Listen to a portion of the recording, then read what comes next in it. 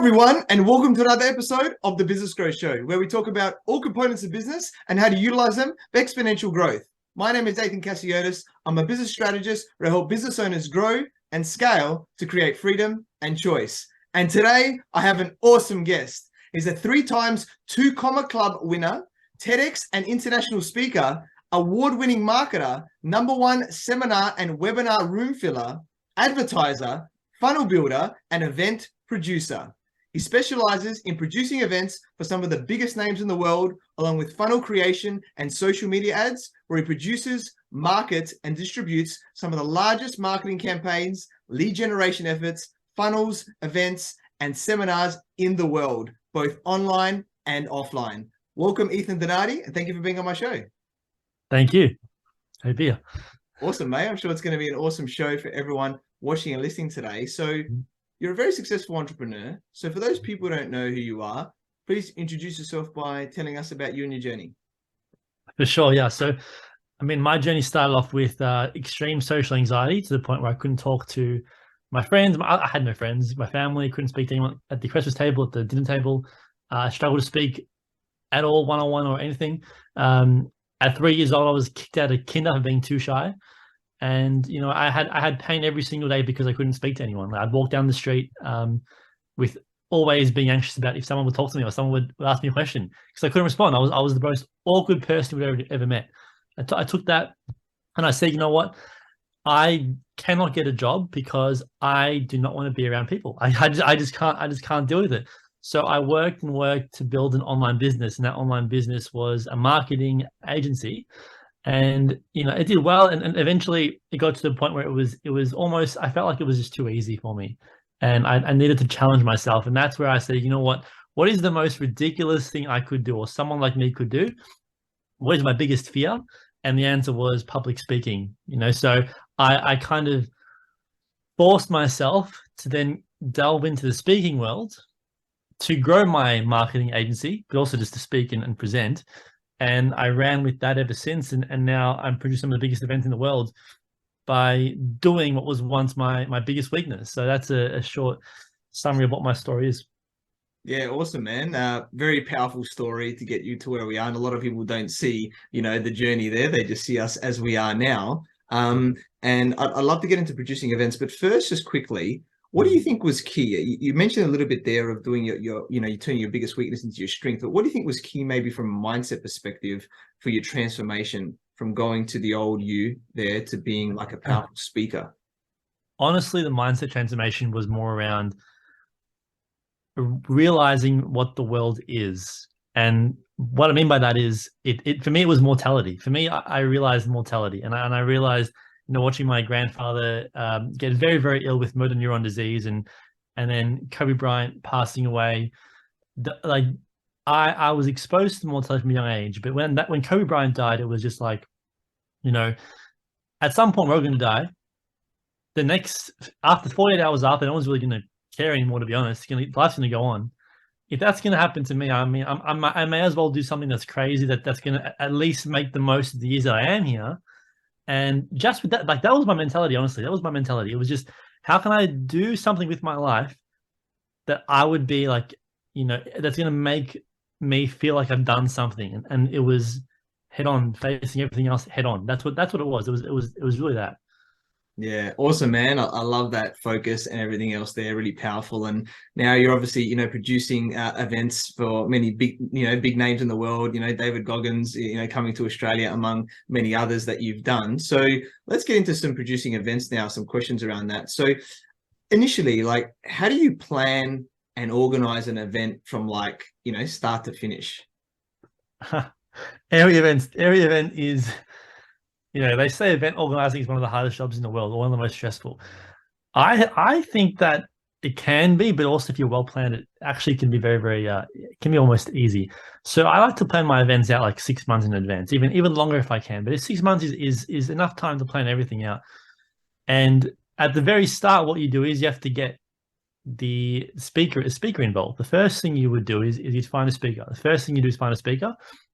And you would plan all your marketing, all your advertising, all your funnels, the whole structure of the whole day around that one presenter. Now, when you have that in place, the rest kind of comes down to choosing the right venue. So you need to be able to forecast how many tickets or how many people may be in attendance, because choosing the wrong venue or the wrong room size can cause a lot of headache. So for example, if we think there'll be 1,000 people, but 5,000 end up turning up, well, we've chosen the wrong room and we need to get a bigger room. And sometimes, a lot of the times, the bigger rooms will be already booked. So then dates have to change, it gets messy. So you've really got to be good at forecasting. That can be hard to do, especially in this day and age with COVID and restrictions. Who knows what's going to happen, right? So it can be difficult, but that is the second thing is getting near the venue. So speaker first, venue next, and then it's marketing. I know that, a lot of the speakers that use us and have been here before, I've done events before, they have done much smaller events because they didn't market properly. Like no one was marketing them. So the third step is advertising, social media, Facebook, Instagram, and pushing out a marketing campaign that fills the event. And if you can run that for a good 4, 5, 6 months, usually what you'll see is a really steady flow of sales and also a profitability on the ad spend that can eventually cover the cost of the speaker, of the event venue hire, and all those things there. So that's the first 3 things. There are probably like 100 steps. They're the first 3 and the most important 3. Yeah, nice, mate. Yeah, we don't have 6 hours to go through. We don't. But we'll get to the crux of many things here today. So apart from this, let's go a little bit more into the venue, right? So you said obviously the number is important of, how many people and there. So what other things are the most important factors should we be thinking about when we're like picking a venue for the event? No, well, number one is it easy to get to? So I think this is more of an issue for smaller events. Okay, so for small, like most of us here are going to start with smaller events, like under 100 people, under 100 people. The biggest mistake that most beginners start off with is that they choose a cheaper venue that no one has any idea where that is. So if you go to some random building or some random hotel that's maybe $1,000, when you could have Crown Towers for 3,000, I would tell you to go to Crown Towers for 3,000 because it's more expensive, but the reflection on your brand is going to be better, which means more sales, which means it'll make you more money. So that's the biggest thing to keep in consideration is it easy to get to. And then when you hit the bigger events, it comes down to production. So how big is the stage? What's the lighting like? How's the acoustics in the room? It comes down to more of the production side of things that is really important there. Yeah, awesome, man. Love it. And you mentioned before around the numbers around the event a little bit. So let's talk a little bit more around that. So how do you create a budget and like manage, the costs and the profits for an event? Great question. So I do it a bit differently. So I don't have a budget in my events. So what I do is before I ever agree with the speaker about a fee or a price, I will go back and work out how many tickets would I need to sell to cover the expected costs of his or her fee. And if I think the number is achievable, then I will proceed. So because I know in my head, like if I pay someone X amount, let's say that's $250,000, right, for one event. I know the event venue is going to cost probably 100, 200 grand on top of that. I know that all the merchandise and other small fees that come up, and they all come up from everywhere, are going to cost another 6 figures easily. So if I can sell enough tickets to cover $500,000 per event, I know in that instance, I'm probably going to be okay to at least get to the event and break even, at the very least. So I work it out most by what's the fee, what's the estimated cost, but how many tickets must I need to sell to cover that cost, and then I go from there. Yeah, cool, man. Nice. Big numbers or small numbers, it's still the same, right? It's all numbers. Love it. Awesome. So, and a lot of things can potentially go wrong in an event. Yeah. So how do you ensure that it runs smoothly and efficiently, like, on the day? Well, some things you can plan for, some things you can't. So in terms of on the day, to be honest, on the day, lots can go wrong, but I'm of the mentality that as long as there's an audience there and as long as I have audio that works, I'm okay. If the slides don't work, that's all right. If the checking doesn't work, if everything else screws up, as long as there's an audience there, I'm going to be okay. So I think I'm one of the speakers that probably have less stress on the day than most, because I'm not too concerned with what if this small thing goes wrong? Because otherwise I wouldn't be able to speak at all. But I think it comes down to having someone solid in your team that can handle the rest of it. So I have someone, Taryn, who's very, very solid at handling the rest of the small things. If something does go wrong, I know that she'll be able to handle it. And that gives me lots of confidence as well. I think that's very important, is having someone, at least one person, maybe even two, that you can rely on for any of the small things that could go wrong, that they can handle them for you. So that's what's really important. Yeah, nice. Let's delve a little bit deeper into that, because obviously, let's say we're doing a smaller event, Yeah. and there'll be a registration time beforehand. People are probably waiting outside the room. There's a bit of atmosphere there, and then you let people in. Yeah.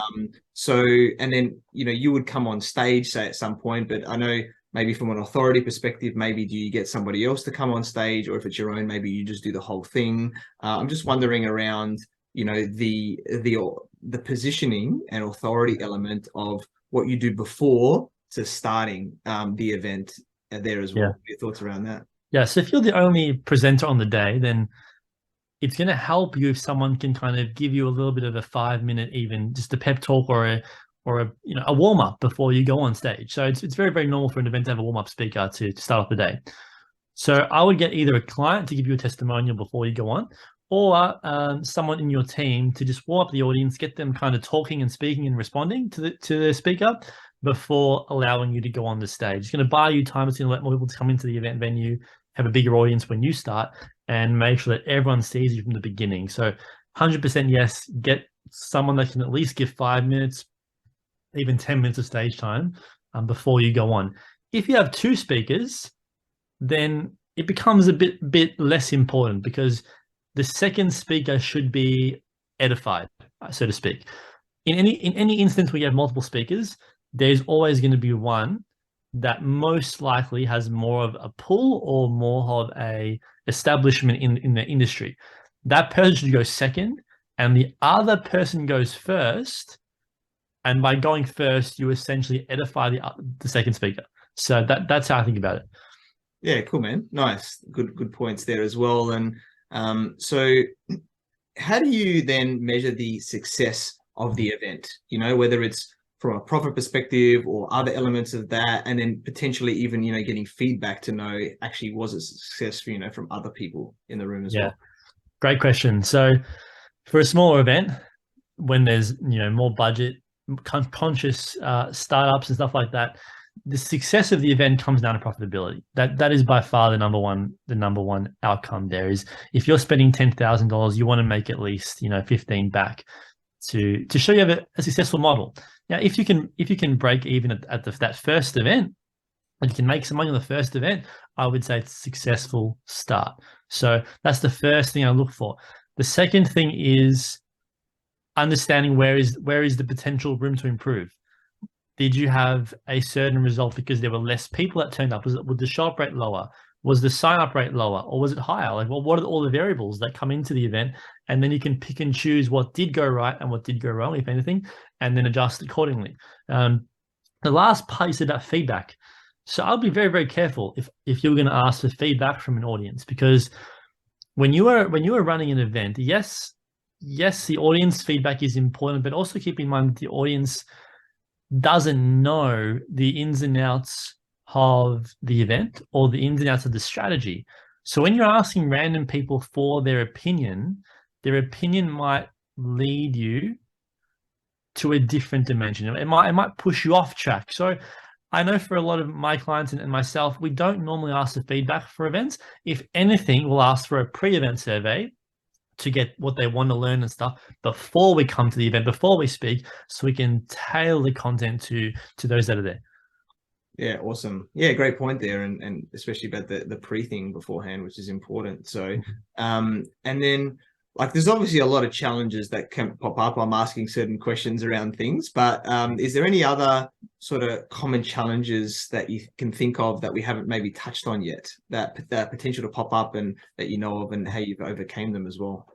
I think for the in-person events, the smaller ones, the biggest challenge could be a low shop rate. All right. So the first event that I ever did was like 15 people in Colorado Springs because it was a snowstorm. So no one can get into the event. Now, events in person cost money because the venue, the AV, it costs you money. So when you have like 10 people, 15 people at the event, that's very hard to make a profit from, because you got to think, when there's less people there, there's no atmosphere, there's less proof that what you do actually works, and there's less proof that you're in demand.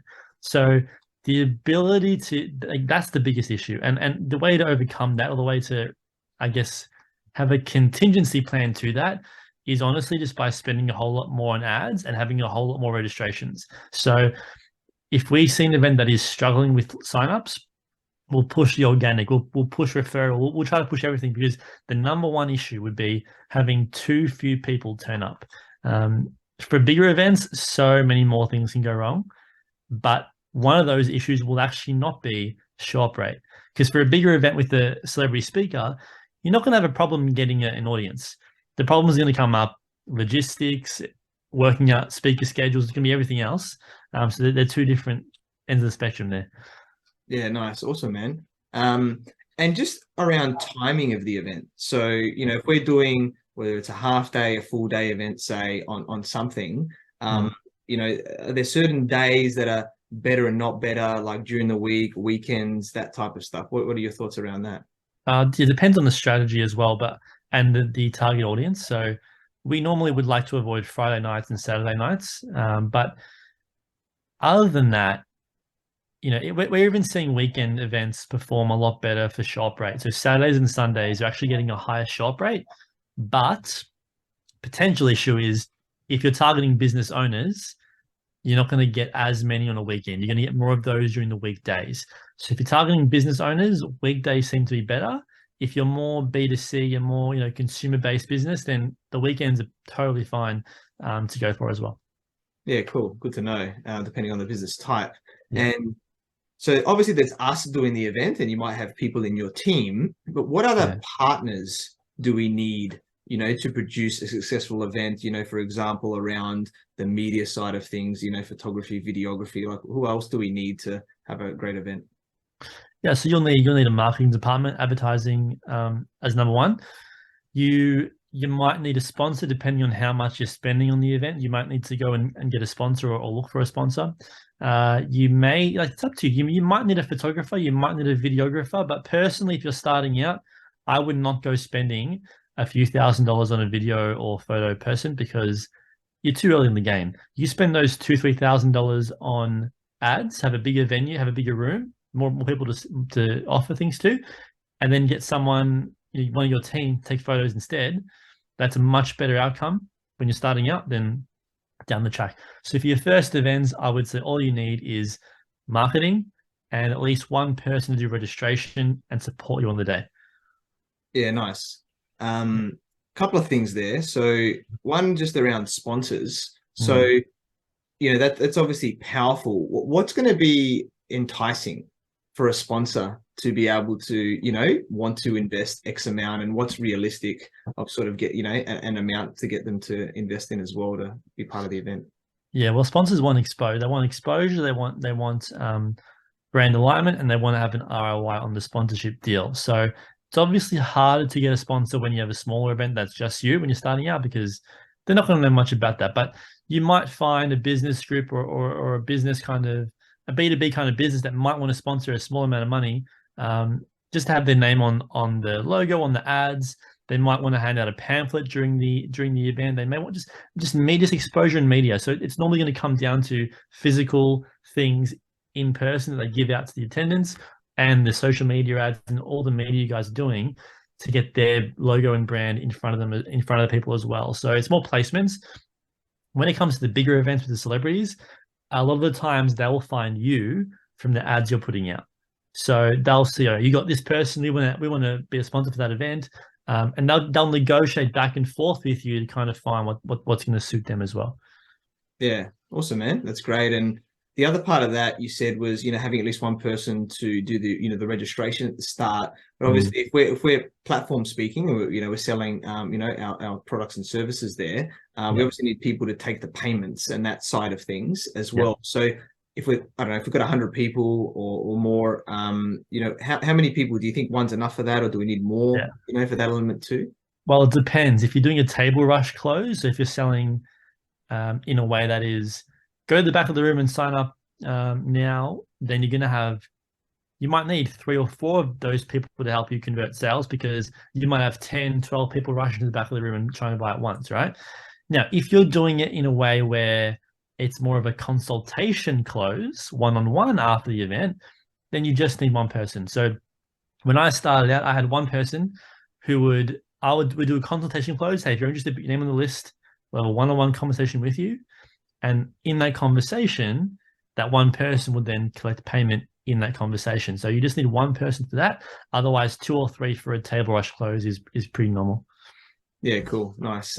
Important that we've got the team behind us that can help us do all of that too. So now let's talk a bit more on the software and system side of things, because there's a lot of stuff in the background, not just from the marketing side, which is its own beast, but just generally about the event production, with ticketing and all this type of stuff, right? And registration. So what do you think are some key software and systems we need to be thinking about or you use to produce a successful event as well?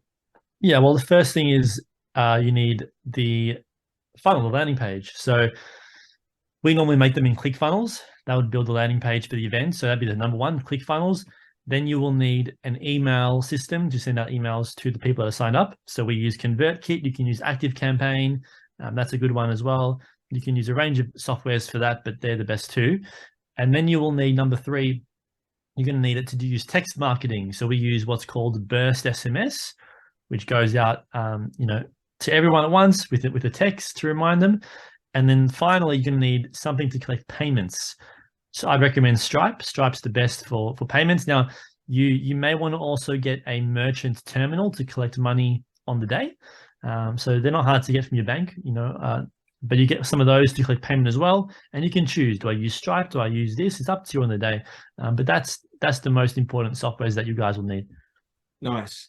And just around the merchant terminal, is 1 unit enough? Like if you've got 3 or 4 people, or should we have 3 or 4, for each of them if we're doing it that way? For a 100-person event, I normally bring 2 or 3. 2 or 3. Yeah. So we need multiples of them. Okay, cool. Yeah. Makes sense. You want to make sure people can pay straight away without any delay, right? That's right. Yeah. Yeah. Nice, man. Awesome. And is there anything on the back end in terms of, registering the guests? So obviously it would go into the ActiveCampaign or ConvertKit system in that element, but like ticking people off that they attended and things like that. Is there anything around that as well?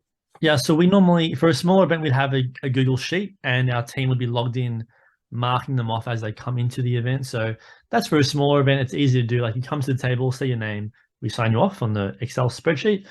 For a bigger event, obviously that's going to be quite labor intensive. So that's when you might want to use ticketing software to scan the QR code. So Eventbrite, for example, if you do all your sales from Eventbrite, there's a QR code, you can scan it.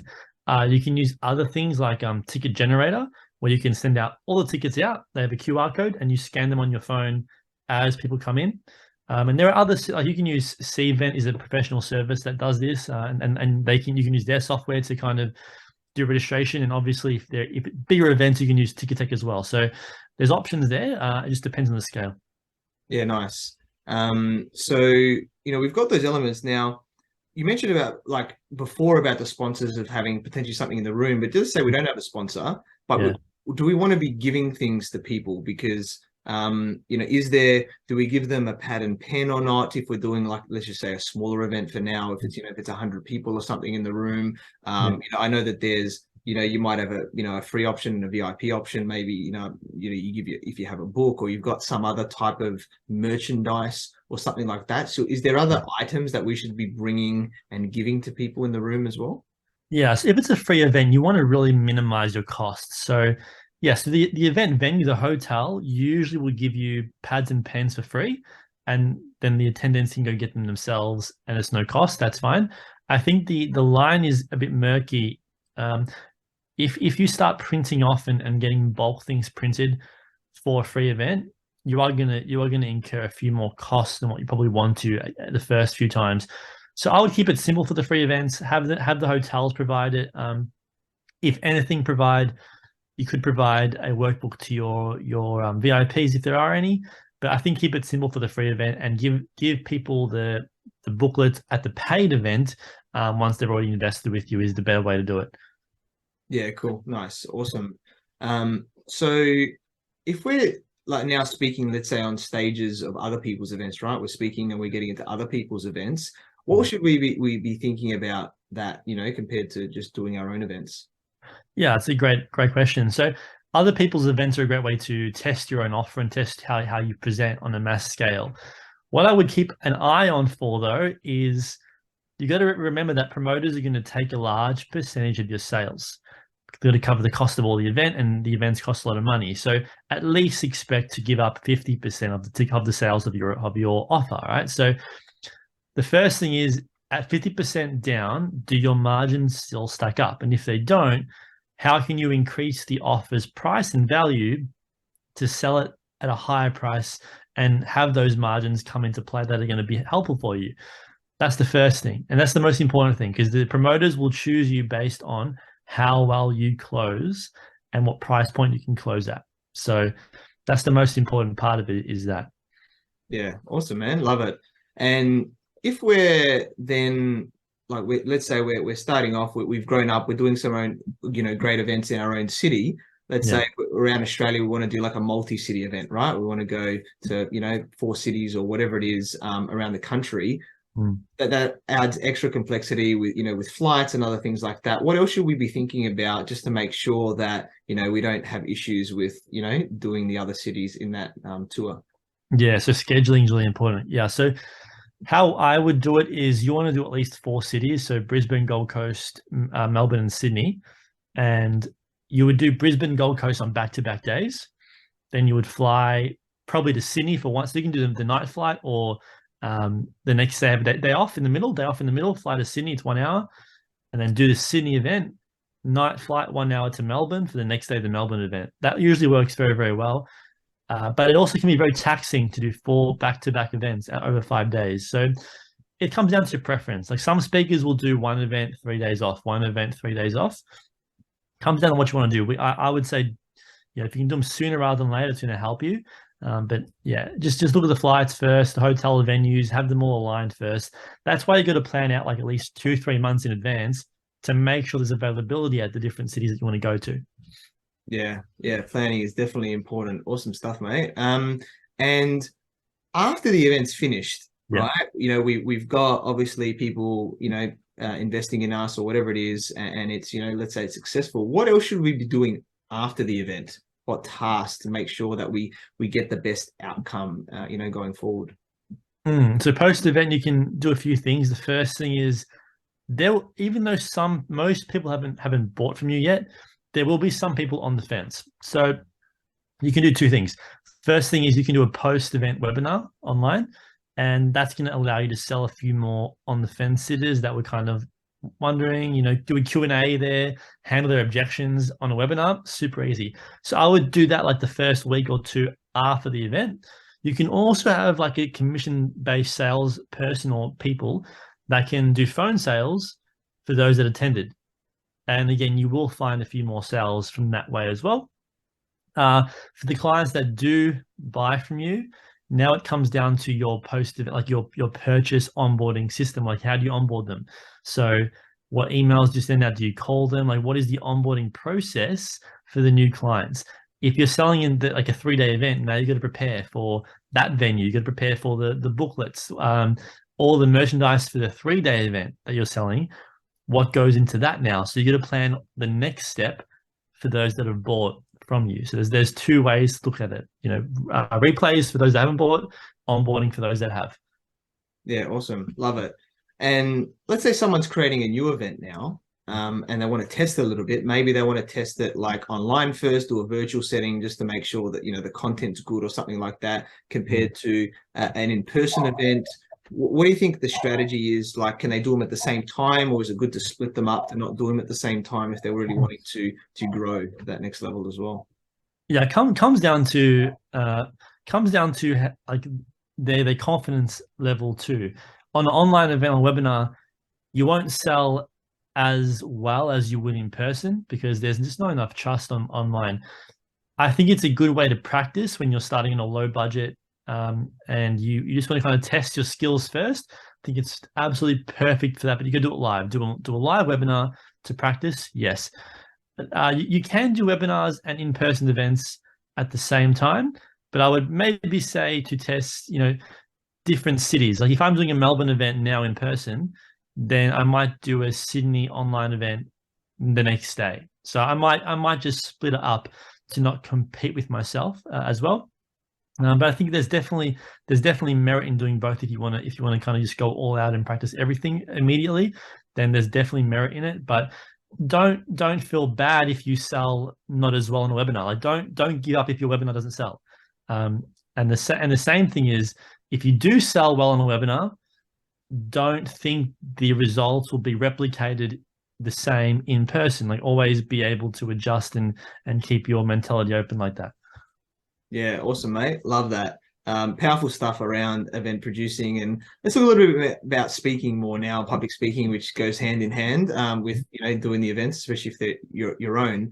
And I know there's different types of speakers, right? We've got keynote speakers and platform speakers. You want to explain a bit more about the differences and the benefits of them as well? Yeah, so a keynote speaker is what most people think of when they see a speaker, right? So as a keynote speaker will go on a stage, like a TED talk, 15 minutes or half an hour or an hour to give a talk and either teach something or inspire someone in their talk. A platform speaker is going on the stage to sell a service or a product. The difference is for a keynote speaker to charge high amounts of money and get paid what they're worth, they need to have a profile. For a platform speaker, no one needs to know who you are to earn what you're worth.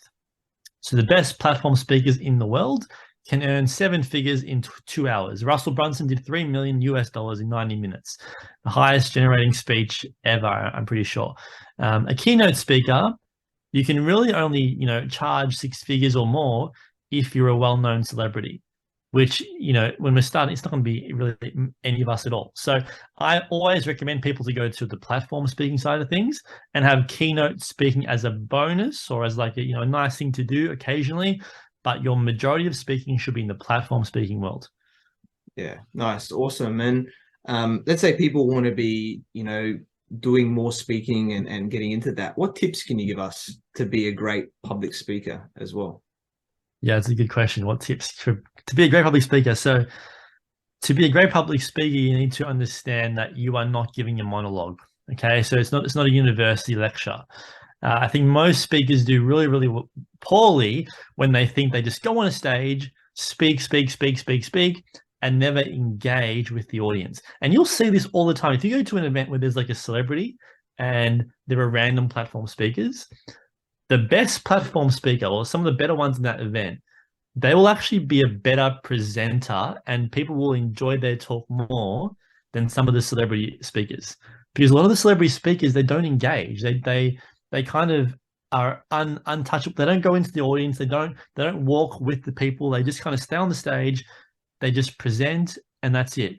One speaker that is very, very good at engaging is Gary Vee. And why is Gary Vee so good is because he does Q&A the whole time. So the Q&A, why everyone loves that is because it's direct interaction. But the speakers that don't have that interaction are falling on deaf ears. So to be a great speaker, you need to stop thinking about projection and tonality. Yes, those things are important, but the most important thing is engaging and asking questions with the audience to get them talking back to you as well. And then the whole day becomes a lot easier. So that's my main tip to be a great speaker is how do you engage the audience? Yeah, awesome, man. Love that. Getting into it there. And so let's talk a little bit more around the marketing side of things now. We've touched on some areas there, but what mistakes do you see people doing when they're trying to market and fuel their events themselves? So the mistakes, there's plenty of mistakes in marketing, but I think the biggest one is probably number one, not thinking your ads are working when you barely started. So for example, I think people are very emotional when it comes to money. So especially their own money. When you spend $1,000 and you get like 10 registrations, it's easy to give up because it's quite expensive. But the best campaigns will evolve over time and will require you to almost navigate the expenses of marketing unemotionally. And that's very, very difficult to do when you're starting out, and I understand that. But I think where I was good for when I started was I was able to separate my emotions from the financial risk that I was taking, and that allowed me to test more things and spend more money and get through the results quicker because there were so many different angles I was trying to make work. I think the second thing is falling in love with the brand kit. Okay, now when you're doing a free event, when no one knows who you are, having your logo front and center and taking up the whole page with your logo is going to hurt you. It's not going to convert. So no one wants to see your logo all over the place because that's not going to tell them what result they're going to achieve. Marketing must start off with what is the result of attending this event that I'm going to achieve. And that's what the headline needs to be. That's what the ad, the image, the copywriting needs to revolve around is what am I going to learn? What are the outcomes? What are the deliverables? And then it comes down to frequency. You can't expect someone to see your ad once and sign up straight away. If you watch a TV ad, you're not going to go and buy the first time you see the ad. It's going to be 5, 6, 7, 8 times before you even make an action towards what the ad is telling you to do. So frequency of the customer seeing the ad is also important. Most people think that they're spammy. If I keep sending my ads out, people are going to get annoyed. I promise you they're not, because you know why? There are so many different ads that chances are they don't even remember yours. They don't even remember your ad. So I think it's almost people think of themselves on an elevated plane of my ads are so important and my event's so important and I'm so important, when in reality, no one knows who you are yet. So thinking like that's only going to hurt you. Okay. And if you think of yourself as more like, I'm just starting out, I've got to scrap and I've got to hustle to make this work, you're not going to get it. You're not going to care how many times you see the ad. You're going to do whatever it takes to make it work. And that's the key as well. Yeah, awesome, man. That powerful mindset behind that. And so if we talk funnels generally now, because I know obviously there's a funnel to do events, but there's a lot of other funnels that we can do generally to market our business. So do you want to just talk about a few of the different types of funnels that we can use to market and grow our business as well? Yeah, so it just depends on the outcome of the business, like what's the goal. And so you can do, webinars, seminars are my favorite kind of funnel. You can do evergreen application funnels, which means, you have a high ticket service and you're really good at selling it on a one-to-one call. Well, the seminar is not going to really work. So you can have a survey or an application, disqualify people, qualify people, have them booking a call with you, and then you sell them via a one-on-one sales call. That's it. Another type, you can do e-commerce funnels. So e-commerce funnels is for those selling physical products. If your store on Shopify or WooCommerce isn't converting as well, you can move some of the products or one or two of the products to an e-commerce style of funnel to sell more. Book funnels for authors. Many authors out there. You can sell your books through a book funnel, keeping in mind that you won't make money on the books. It's going to be in the back end as an upsell, cross-sell, or downsell after someone buys the book on the funnel in the first place. So there's an author funnel. There's survey funnels, which are great for lead gen. So if you want a high volume of leads, a survey funnel, like 5 or 6 questions, like a personality survey or a what type of, whatever are you, they do the survey, they get the answer, you get the leads, you can remarket to them in the future with different offers and different events. So funnels can be used for evergreen, which is really important, which means they're always on. So if I'm running ads right now to an evergreen funnel, I'm getting leads all the time, which means when you want to do an event or whatever else, you just invite them because you have an email list now, a database of people that like what you do, and invite them to that event for the next campaign. Awesome. So it's good to have a webinar, seminar funnels when we're doing the events, but at the same time, maybe all the time, potentially, we have something else that's more evergreen, that's getting people's details to then, whether it's go through a different sales process or then get into the event at the same time. Yeah, correct. Yeah. Awesome. Good to know. It's been I love all this stuff. Very, very powerful stuff here today. And coaching, mentoring has been very big for me over the last many years that I've been doing it and invested a lot into myself, and it's helped me get to where I am today. I'd love to hear it from your perspective of how coaching, mentoring has been for you and it helped you get to where you are as well. Yeah, I think it's one of those areas where you got to be very, very careful. Nowadays we see a lot of coaches and mentors that probably not qualified to be coaches and mentors, unfortunately. And I see a lot of this kind of stuff happening right now where coaches are kind of selling they're a coach, but what they do is they sell how to become a coach. So that's all they do. You go to business coaches that sometimes don't have any business other than selling business coaching. So I think choosing the right coach is a very, very important first step. And for myself, when I started out from zero, I needed someone that believed in me because I was a wreck. I had no belief in anything at all. And so my first ever coaches, a few of them, were really, really the right pick for me at that time, because I needed that. I needed someone that would be a soundboard, be someone that would believe in myself more than I believed in myself. And so I think coaching and mentoring at the beginning of my journey was vital, was absolutely important, and a very, very important first step to take. And then I think you should find the coach that is already doing what you want to do. You should find the person to look up to that's already doing what you want to do, and you choose them. But you choose them because of what they've done, not what they're saying they can do. So, for example, if you want to be a speaker, you would learn from someone that you value as a speaker. You wouldn't learn from someone that's never spoken before, but saying they can make you a speaker, right? So that's very, very important. And in the event industry for myself, when I wanted to produce events, there really aren't many producers that out there that have done the scale that I wanted to do. So there wasn't really a coach for that, but there was in the marketing space, and there was in the speaker space, and there was in every other space. So I went for those people along the way. Yeah, awesome, mate. Love it. And definitely from where you were to where you are, big change, which is awesome as well. And yeah, it's been a very, very powerful episode today. And just, as we're wrapping up, what one key piece of advice would you like to give to all the entrepreneurs watching and listening today? One key piece of advice is stop thinking, stop overthinking. I think, I've seen so many people come through the events or outdoors, and they always say the same things. I'm not ready yet. I don't know if I should do this yet. There's so much self-doubt and so much fear. And my number one piece of advice is honestly get over the fear. It's not going to go away. You're always going to have fear at some point. Into next level, you're going to be different fears. Next level, different fears. Different. What if this happens? What if that? It's always going to be there at some capacity. You have to turn off that thinking brain and just trust someone else. If you can't trust yourself, trust someone else to help you push you through that barrier. I can't believe how many people come and say, oh, I don't know about this. My logo is this color. No one cares. The website, not ready yet. It's always, I'm not ready yet. It's always, I'm not ready yet. And it's the same for years and years, and never ready. So make yourself ready before you're ready, and get out of your own head, get out of your own way.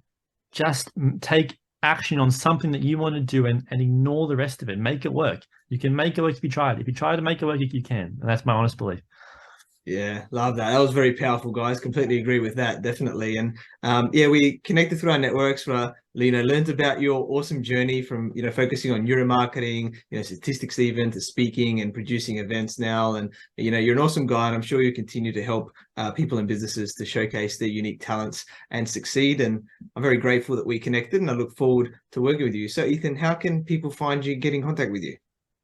Yeah, the best way is my website, ethindonati.com. So or Instagram, ethan.donati, DONATI, is the best way to do that. Awesome, guys. Definitely check out Ethan. You can tell he knows his stuff in this space that we've been delving deep in today. And thank you to everyone for watching and listening to this show, where we talk about everything on business growth. And please like, subscribe, and leave us a 5-star review. And you can find me on LinkedIn, Facebook, Instagram, and YouTube as Athin Cassiotis. Visit my website, athincassiotis.com. And if you want to grow and scale your business, you can reach out to me on any platform to see if we're a good fit. And I completely agree with you. Or do I? The only way we know is if you tune in next time. So until next time, remember that our business grows when we learn skills and take action using them in spite of fear. So remember to design your growth and results.